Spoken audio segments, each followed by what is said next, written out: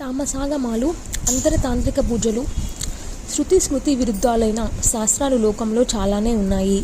అవన్నీ తామస విద్యలు.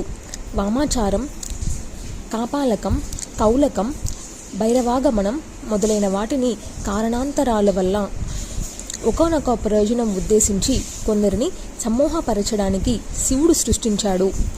దక్ష, భృగు, దదీచి శాపాలకు గురి అయి వేదమార్గ బహిష్కృతులైన బ్రాహ్మణులను ఆకర్షించి సోపాన క్రమంలో వేద మార్గానికి మళ్లించి ఉద్ధరించడం కోసం ఈ తామసాగమాలు ఆవిర్భవించాయి.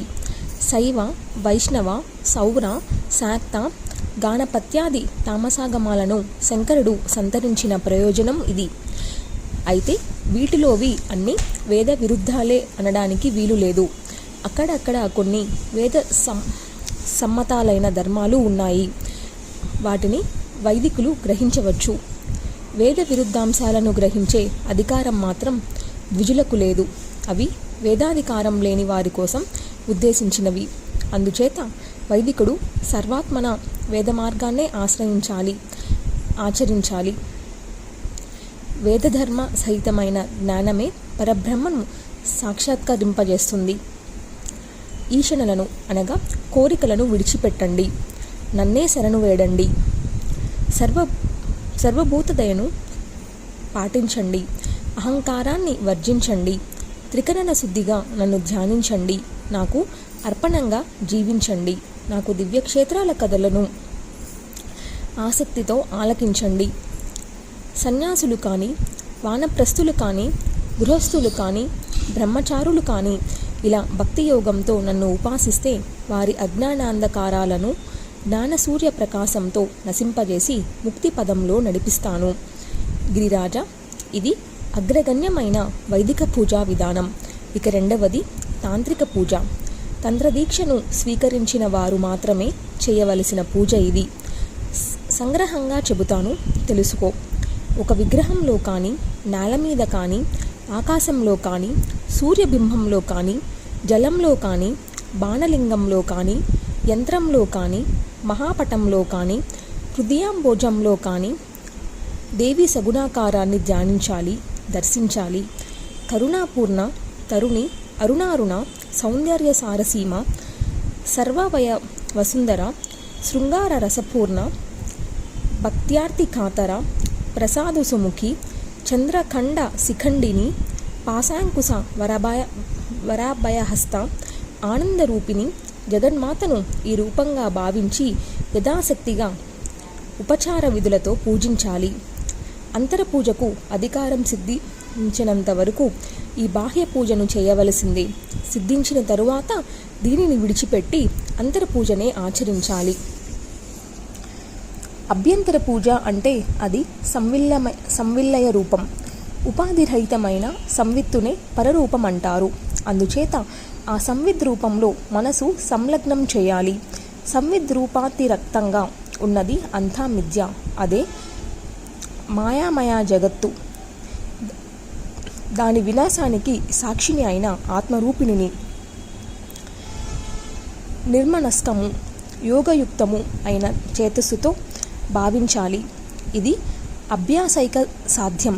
అందుచేత అందరికీ అందుబాటులో ఉండే బాహ్య పూజా విధానాన్ని మరింతగా వివరిస్తాను, తెలుసుకోండి. బాహ్య పూజా విధానం. తెల్లవారుజామునే లేచి శిరసీమలో ఉజ్వల పద్మాన్ని స్మరించాలి. కర్పూర కాంతులు వెదజల్లే ఆ పద్మంలో సుప్రసన్నుడు, లసద్భూషణ భూషితుడు, శక్తి సంయుక్తుడు అయిన శ్రీ గురుమూర్తిని ధ్యానించాలి. అటుపైన కుండలినీ దేవిని స్మరించాలి. ఈ శ్లోకంతో ధ్యానించాలి. అటుపైన శౌచాది క్రియలు ముగించుకొని అగ్నిహోత్రం చేయాలి. హోమం అయ్యాక ఆసనం వేసుకొని కూర్చొని పూజకు సంకల్పించాలి. భూతశుద్ధి చేసి హృల్లేఖమాతృ కన్యాసం కావించాలి. ఇది నిత్యము చేయాలి. మూలాధారంలో హకారం, హృదయంలో రకారం, భ్రూమధ్యంలో ఈకారం, మస్తకంలో హ్రీంకారం. ఇది హృల్లేఖమాతృ కాన్యసం. ఇంకా ఆయా మంత్రాలు చెప్పిన ఇతర న్యాసాలను కూడా శ్రద్ధగా ఆచరించాలి. స్వాత్మదేహంలో పీఠం కల్పించి ప్రాణాయామంతో విజృంభించిన హృదయాంబోజంలో మహాదేవిని ధ్యానించాలి. ఆ హృదయ భోజమే నా స్థానం. పంచప్రేతాస నవిరాజితం. బ్రహ్మ, విష్ణు, రుద్ర, ఈశ్వర, సదాశివులు 5గురు పంచప్రేతాలై నా పాదమూలంలో ఉంటారు. వీరే పంచభూతాత్మకులు, పంచావాస్మాత్మకులు. నేను అవ్యక్త చిద్రూపను, వీరికి అతీతురాలిని. అందుచేత శక్తి తంత్రాలలో ఇలా వీరు నాకు ఆసనలు అయ్యారు. ప్రాణాయామ వికసితమైన హృదయం భోజంలో ఇలా నన్ను ధ్యానించి మానస భోగాలతో పూజించి జపించాలి. ఆ జపాన్ని నాకు సమర్పించి అర్ఘ్యస్థాపన చేయాలి. పాత్రలను, పూజా సామాగ్రిని మంత్రోదకాలతో శుద్ధి చేయాలి. అస్త్రమంత్రంతో దిగ్బంధనం చేసి మంత్రోపదేశకుడైన గురువును స్మరించి నమస్కరించి అనుమతి పొంది బాహ్యపీఠం మీదకు హృదయాంబోజం నుంచి నా దివ్య మనోహర రూపాన్ని ప్రాణస్థాపన విద్యతో ఆవాహన చేయాలి. అటుపైని అర్ఘ్యపాద్యాచ మనాదలను నిర్వర్తించాలి. స్నానము, వాసోద్యయము, భూషణాలు, గంధపుష్పాదులు యథాశక్తిగా నాకు సమర్పించాలి. యంత్రస్త్రావృత పూజ శ్రద్ధగా నిర్వహించాలి. ఇలా ప్రతిదినమూ చేయాలి. అంత ఓపిక లేకపోతే శుక్రవారం ఉత్తమోత్తమం. మూలాదేవికి ప్రభారూపాలైన అంగదేవతలను స్మరించాలి. ముల్లోకాలు ఆ ప్రభాపటలంతో వ్యస్తమై ఉన్న సంగతిని గుర్తించాలి. పునరావృతి సహిత అయిన మూలాదేవిని నైవేద్య తర్పణ తాంబూల దక్షిణలతో సహస్రనామ కవచ సూక్తాది పారాయణలతోనూ మహావిద్య మహామంత్ర పునర్చనలతోనూ నిరంతరం సంతోషపరచాలి. ప్రేమార్థ హృదయుడై క్షమాపణలు చెప్పుకోవాలి. పులకిత గాత్రుడై బాష్పసందర్దు గద్గత కంఠుడై నృత్య గీతాదులతో నన్ను ఆనందింపజేయాలి. వేద పారాయణలు, పురాణ పఠనాలు నన్ను అలరిస్తాయి. శరీరంతో సహా తన సర్వస్వాన్ని నాకు అర్పణ చేసిన భక్తుడంటే నాకు ఇష్టం. ఆ పైన నిత్యహోమం చేసి బ్రాహ్మణులకు, సువాసీనులకు, బ్రహ్మచారులకు, పామరులకు, అన్ని వర్ణాల వారికి దేవీ బుద్ధితో విందు చేయాలి. తరువాత మళ్ళీ హృదయంలో నన్ను ధ్యానించి నమస్కరించి వ్యుత్క్రమంలో ఉద్యాసనం చెప్పాలి. ఈ పూజా విధానమంతా హృల్లేఖాలతోనే జరగాలి. హృల్లేఖ అంటే సర్వమంత్రాలకు నాయిక, మంత్ర మహారాణి. ఆ మంత్రం అనే దర్పణంలో నేను నిత్యం ప్రతిబింబించి ఉంటాను. అందుచేత హృల్లేఖ మంత్రంతో నాకు సమర్పించినది సకల మంత్రాలతోనూ సమర్పించినది అవుతుంది. పూజా విధానమంతా పూర్తి అయ్యాక భూషణ, నూతన వస్త్రోదయాలతో గురువును సత్కరించాలి. అప్పటికి కృతకృత్యత. ఇలా నిత్యము భువన సుందరీదేవిని నన్ను అర్చించిన వాళ్ళకి దుర్లభమంటూ ఏదీ ఎక్కడా ఎప్పుడూ ఉండదు. దేహాంతంలో నా నివాసమైన మణిద్వీపానికి చేరుకుంటారు. దేవీ స్వరూపులుగా మారిపోయి దేవతల సంస్కృతులు అందుకుంటారు. హిమగిరీంద్ర, దేవీ పూజ విధానమంతా నీకు వివరించాను.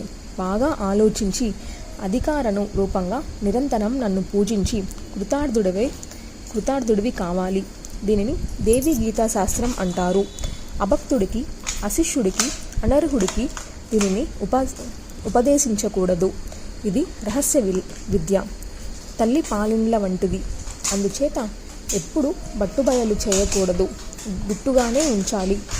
ఈ దేవీ గీతను శీల సంపన్నుడైన శిష్యుడికి, అర్హుడైన జ్యేష్ఠుడికి ఉపదేశించవచ్చు. శ్రాద్ధకాలంలో బ్రాహ్మణుల సన్నిధిలో దీన్ని పఠిస్తే పితృదేవతలు చాలా సంతోషిస్తారు, పరమపదం పొందుతారు. శ్రీమన్మహాదేవి హిమవంతుడు ప్రధాన శ్రోతగా సకల దేవతలకు దేవీ గీతను ఉపదేశించి అదృశ్యమయ్యింది. అందరూ సమార్థ చిత్తులై ఎవరి నిలయాలకు వారు బరువుగా నిష్క్రమించారు. జన్మేజయ, హిమవంతుడికి హైమావతిగా జన్మించిన మహాదేవి గౌరీగా ప్రసిద్ధురాలయ్యింది. శంకరుడితో వివాహం జరిగింది.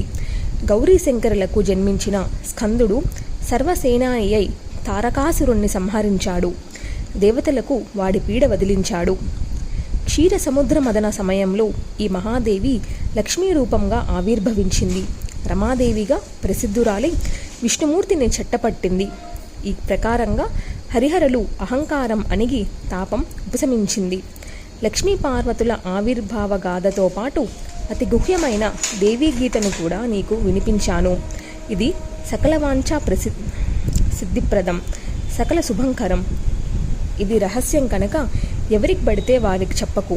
రహస్యంగానే ఉంచి సంరక్షించు.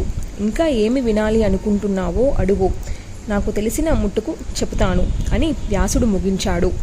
సూతుడు చెప్పిన ఈ వృత్తాంతాన్ని శ్రద్ధగా ఆలకించిన శౌనకాది మహామహర్షులు హర్షువులకితగాత్రులే అయ్యారు.